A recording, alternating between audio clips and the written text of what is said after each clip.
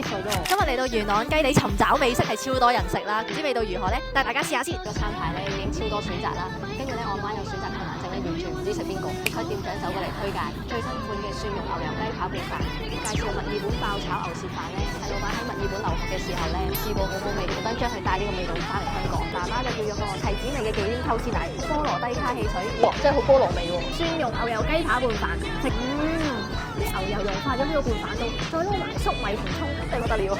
最特別咧係用韓國高壓鍋去整咧，係會有飯焦喎。其實有啲似食煲仔飯。芝士辣炒魷魚拌飯啊，哇，滿滿嘅芝士同魷魚啊，炸雞嘢好邪惡㗎啦，仲要再加咁邪惡嘅醬汁。所有嘢咧有一點芝士醬咧，其實都好升華。韓式韭菜餅，哇，好正，好脆口喎，玩到上心口啊！Total 食咗咁多樣嘢，都係378蚊港幣。媽媽最中意有花甲奶油蔬菜豆腐湯啊，好濃郁同埋花甲好大隻。元朗真係超多美食，大家有機會入嚟就要試下呢一間。